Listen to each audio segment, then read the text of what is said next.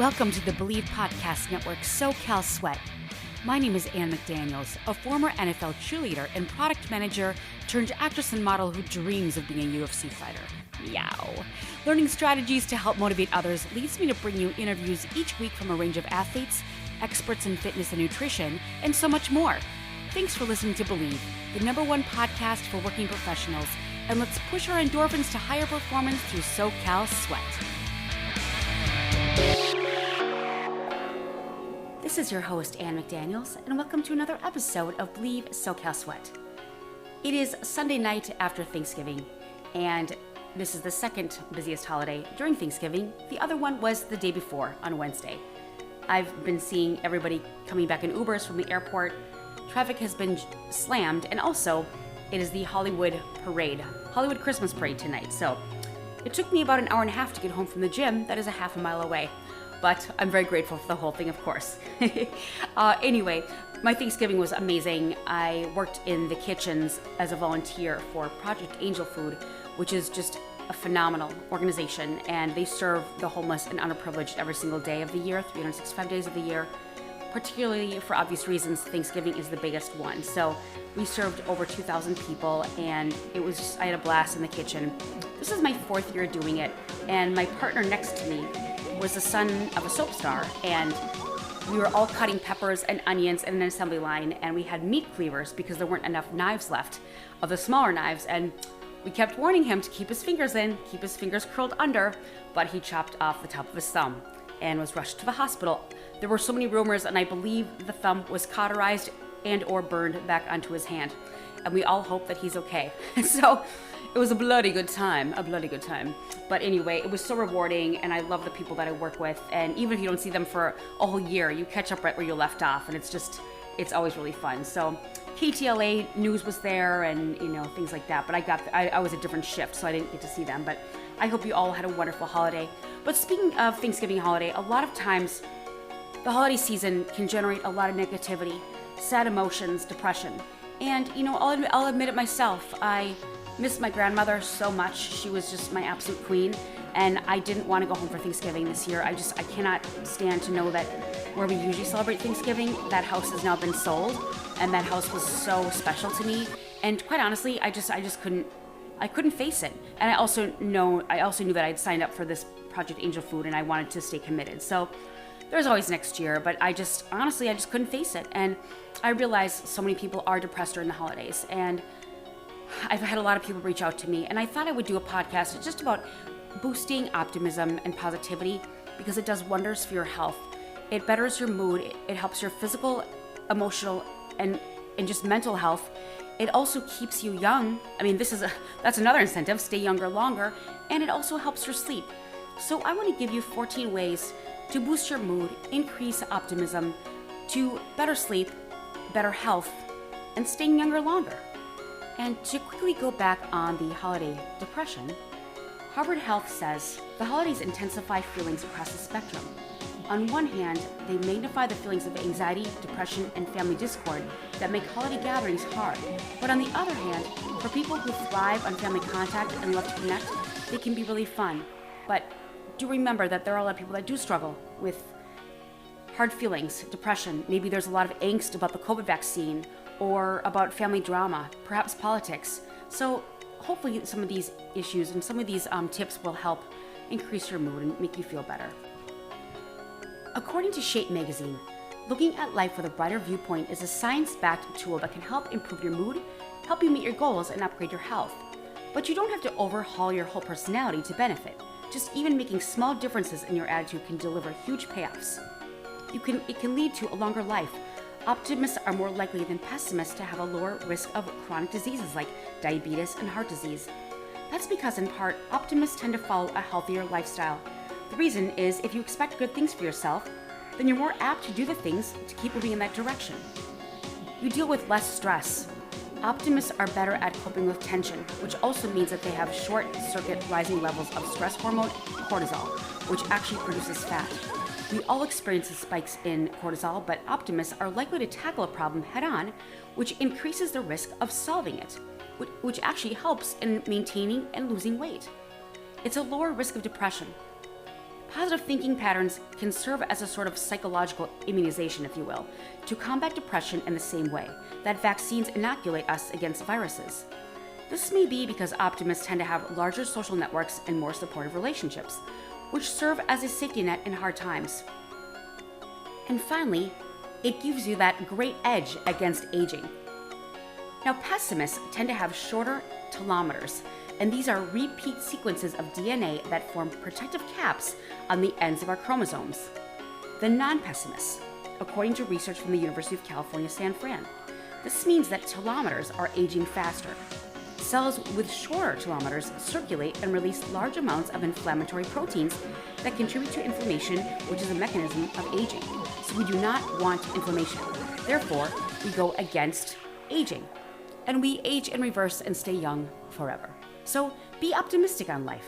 And besides stronger cardiovascular health and a stronger immune system, people who are optimistic earn a higher income and have more successful relationships. So these are all incentives to have a better mood and a better outlook on life in general, and hopefully a little bit happier attitude going into the long holiday season. Now, in my research, I want to give you the 14 ways to be more optimistic for better health. And starting with number 1 is to create some positive mantras. While many of us believe our happiness or lack thereof is based on external things, we're often the ones holding ourselves back. Many of us go through our days feeding negative messages, and we all do this. We may not even be aware of it, convincing ourselves that we're not good enough or not clever enough or not attractive enough. To start thinking more positively, you need to change these messages. Tell yourself different things. Try to look out for negative thoughts that pop into your head and replace them with positive messages. Write down positive mantras that really speak to you and repeat them on a daily basis. Great speaker Mel Robbins says to give yourself a high five in the mirror, and that can really create a better outlook on yourself to create more confidence and lead you to a more positive outlook on life. Number 2 is to focus on your success. Most of us are happy to acknowledge other people's successes and accomplishments. Oh, they did it. But we never praise ourselves. So we frequently play them down or ignore them entirely, the ones that we succeeded on. To start thinking more positively about ourselves, you need to regularly remind yourself that what you have achieved, and what you can achieve. Stop listening to your inner critic, your inner mean girl, your inner mean guy. We all have them. Reflect on your past achievements. Why would you fail now? And start to really appreciate your success and what you have to offer.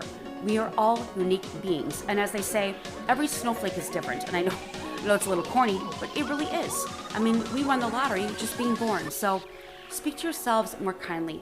You wouldn't dump dirt and throw bad things on a plant. You would put water on it. You would give it fertilizer.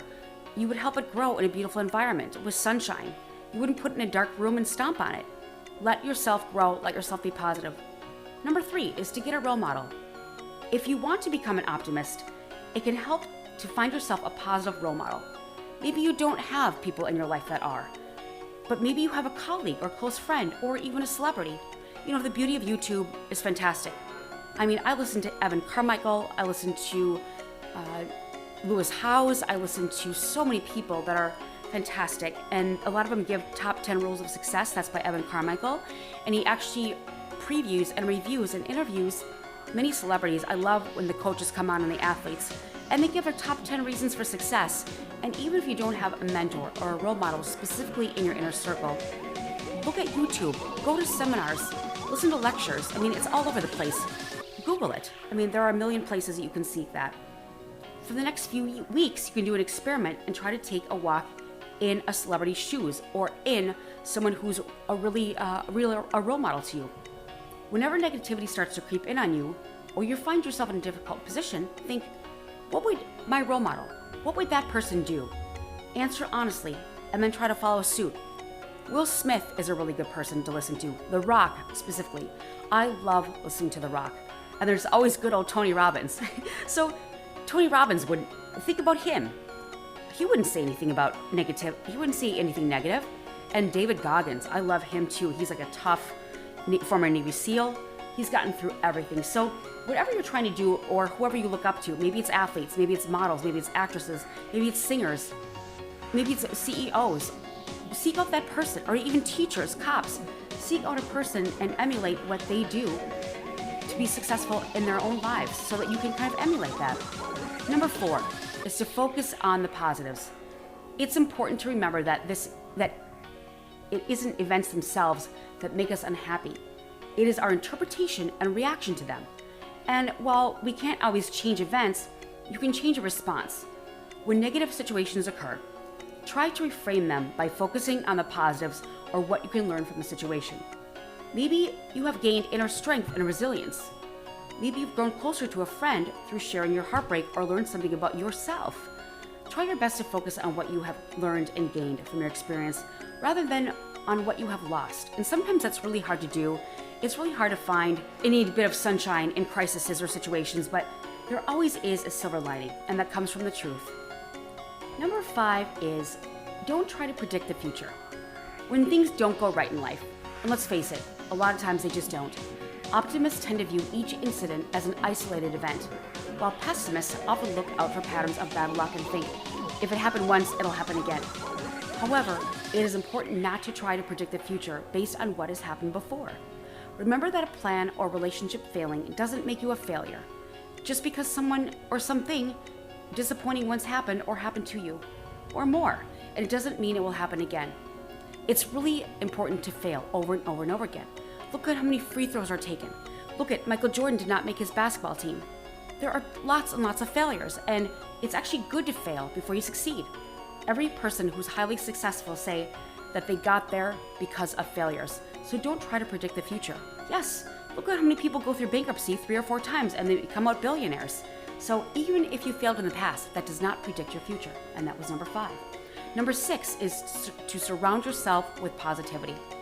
Spending time with negative people who continually see the bad in every situation is a surefire way to ensure that you continue to feel negative too.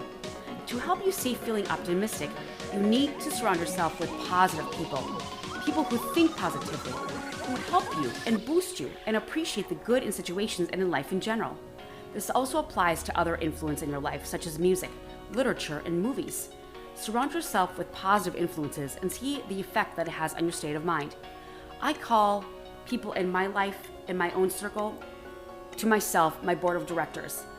I take people out sometimes that do not serve me, or I may always be helping them, and not that I'm expecting anything in return, but they just have a bad attitude and it brings me down, and I will always do my best to boost anybody and always be there for anybody. But if you're constantly being surrounded by a naysayer or someone that tries to one-up you all the time, or doesn't believe in you, or doesn't believe you, or tries to compete with you in a negative way, take them out of your circle and just surround yourself with more positivity. On the music and literature and movies, I actually, although I'm a very positive person, I love heavy metal. I love things that are horror movies and things that are violent. But that does not mean that I'm into the negativity of going out and hurting people. But sometimes I like to see that other side, and it actually helps my anger issues. So, take that with a grain of salt. But if you're really down and depressed, watch silly holiday movies right now. Like, who doesn't want to see Elf? I could watch that every single day. It's so dumb, but I just love it. And Dumb and Dumber, all these things, whatever makes you happy. If you're sad, don't listen to sad songs. Listen to something with a little bit more upbeat music. Get up and dance, whatever you need to do to make yourself feel better. The next one is to practice gratitude. It says to keep a gratitude diary or journal. I myself don't do this, but I am grateful for things every single day. I do wake up in the morning, and I am thankful for my bed, for my food, shelter, clothing, protection. I realize how lucky I am to be an independent woman in America, and I know that that's maybe just mundane to think about, but to me, that's huge. To not be controlled by someone is huge. So whatever you feel grateful for, just think it in your head, and the more gratitude you give, the more great things you get, and it can really help your mood. I myself don't keep a journal, but I really keep a mindful thought process on staying true and staying grateful and saying a prayer. Whatever you look up to, whether it be God or Buddha, or if you're atheist, whatever, there should be a higher power that you look up to, even if it's just science. Let's be grateful every day, and it changes our focus and thinking. Just making a conscious effort to start reflecting on all the things that go right and that you have to be happy about, keeping a gratitude journal every morning and night, or just being grateful. listing all the things or thinking about all the things that you are grateful for. Just the fact that you are able to eat, the fact that you can get into your car, the fact that you were even born and that you have unique, beautiful qualities. Be grateful for those things and it can really boost your mood. Number 8 is to challenge negative thoughts. This is really hard to do, especially in times of sadness or turmoil or facing really stressful situations. But often our negative thoughts are based on little more than unknown fears, doubts, and low self-esteem. And to help you overcome them, you need to constantly challenge your negative thoughts. Next time you start to feel negative, write down what your feelings are, and then write down your arguments for and against these thoughts. Ask yourself, what's the evidence that these thoughts are actually true? Is it just in my head, or is everybody thinking it? But usually it's actually in our own heads. What's the evidence that they are not? And you could even try purposely acting the opposite of how you feel and see what happens. If you do your same pattern, try to switch that pattern in a positive mindset and see what happens. You may find that your negative predictions actually don't come true after all. Maybe you're thinking that everyone's talking about you or thinking about you. Maybe you're worried about going to work the next day because something was said, something that was gossiped about that you did wrong. And you're so worried about going in on a Tuesday morning after what happened on Monday. And you get there, nobody's even mentioned it, and you completely spent your whole Monday night tossing and turning and having anxiety when nobody was thinking about it at all. So challenge your negative thoughts and try to turn them into a positive. Again, not easy to do, but it really can make a huge difference. Now, number 9 is very important. It's something that I've trained myself to do over and over and over again, and that is to focus on the solution rather than the problem. We can all wallow in a problem and complain about it and be a victim, but it does nobody, particularly yourself, any good at all. And pessimists tend to focus on problems while optimists look for solutions. While it is tempting to dwell on your problems or disappointments, remember that this will not change your situation at all. It makes it worse. The situation at the moment may not feel great and may not seem fair, but what has happened, whether you like it or not. You can't redo the past. Rather than reflecting on what could have been, let go of regrets and negative thoughts. Forgive yourself. Get proactive and start planning where you can go from here. I always try to learn from my mistakes. Sometimes those mistakes are being repeated over and over again, but that's the definition of insanity. Change it into a better solution if there's a constant problem. Number 10 is to fake it. Now, let's just face it. Optimism is not something that comes naturally to many people, and you may find that it takes time to change your mindset. But in the meantime, try putting the action before the feeling and faking a more positive outlook. It's like fake it till you make it. Studies have found that it is possible to trick yourself into feeling happier by going through the physical motions. So rather than going with your natural instinct, try smiling and laughing more and speaking in a more positive tone. Acting the way you want will help you feel on your way to becoming an optimist. A lot of studies show that if you smile, just even the act of smiling or making yourself laugh, you automatically feel better. And I have to say, when I tried out for the NFL as a cheerleader, I had zero dance background, nothing. I always taught myself. I would copy dance videos, and when I went in for the NFL, this was a huge platform. I was going up against girls that had been trained their entire lives since the age of 2, and I was never allowed to take dance classes. I always took piano, voice, and sports, and then music besides academics. And when I went into that audition, I literally faked, and I said to myself, "You are not Ann McDaniels." And I put a couple dancers in my head, and I literally used that. And I don't know, it was that and an act of God. I was at that training camp forever. I went through all the rounds, and I just couldn't believe I kept making it, and I actually made the team. And I had no dance experience whatsoever. And I felt so great, but I did realize, once I got in, I really had to perform, and it was difficult because there's a difference between people that are technically trained and people that are just natural. There were a lot of things that I did not know. I didn't know the names of things, but I had to figure it out and learn. And I got most improved. So, although I don't know if it's good or not, but it did make me feel good because I was starting from ground zero where everybody else started from the top. So I learned so much, and I really had to put humility to the side because it was tough. But fake it till you make it. Sometimes that really can help. Number 11 is don't dwell on the past. And this is very hard for a lot of people to do. And I myself, in certain mistakes, it is hard not to dwell on that, but it does you no good at all. And what is gone, and how you deal with the aftermath is the most important thing. There is no point apportioning blame either on yourself or others. You have the power to change the situation and move forward, move on. It's so easy to say, oh, I should have done things differently. Coulda, woulda, shoulda. That was the name of a Sex and the City episode. With the benefit of hindsight, however, you can't change that past. If bad things happened, look at tomorrow as exactly what it is, a brand new day, in which good things can happen, a clean slate, only if you let them.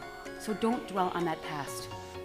Number 12 is to exercise and stay active. I am a firm believer in this. This morning, I was going through it. Everything was like going wrong. And I'm like, oh, the last thing I want to do is go to the gym.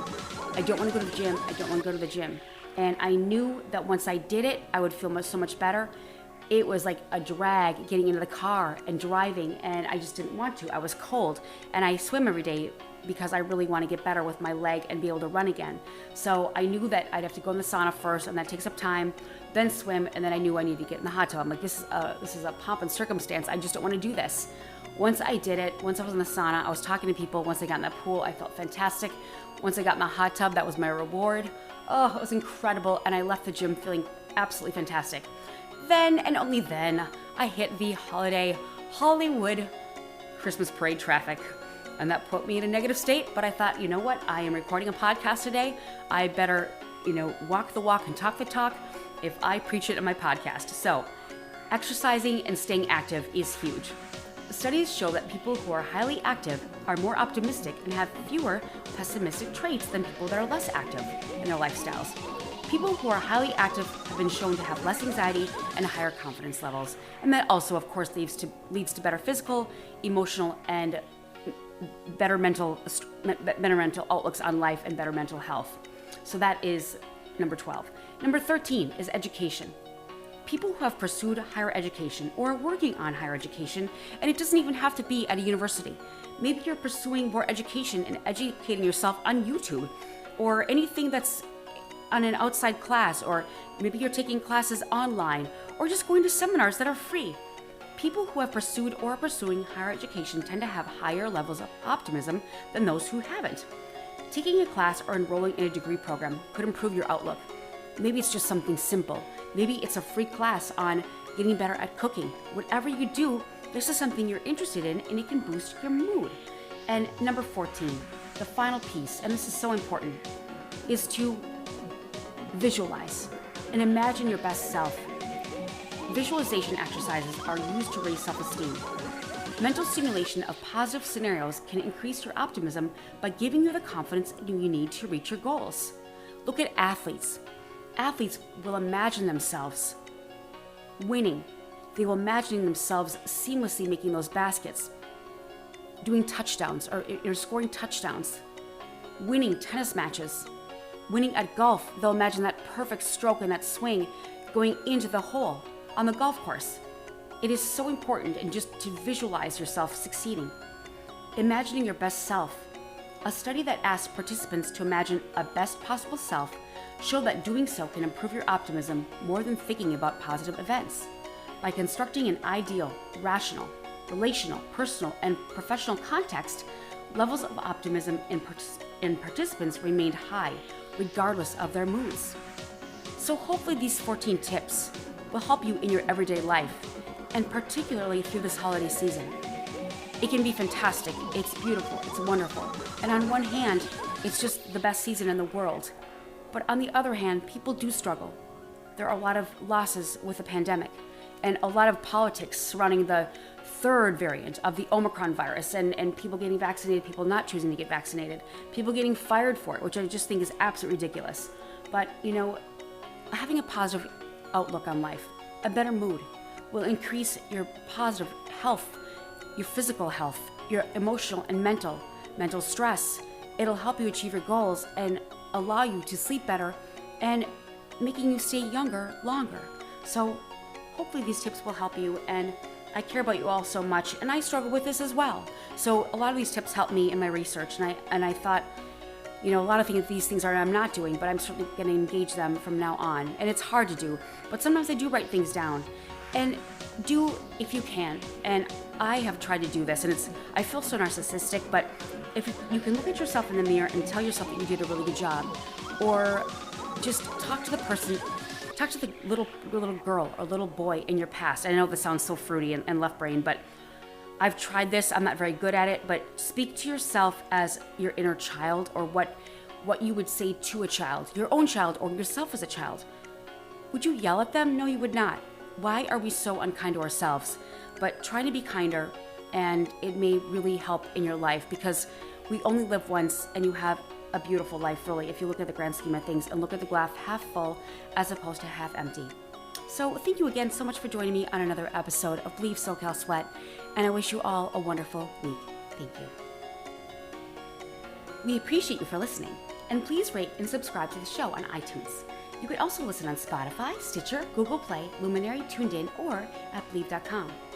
You can reach out to me for any questions or topics that you would like covered on the show at Ann McDaniels or at Ann McDaniels Actress. And I'll see you next time on SoCal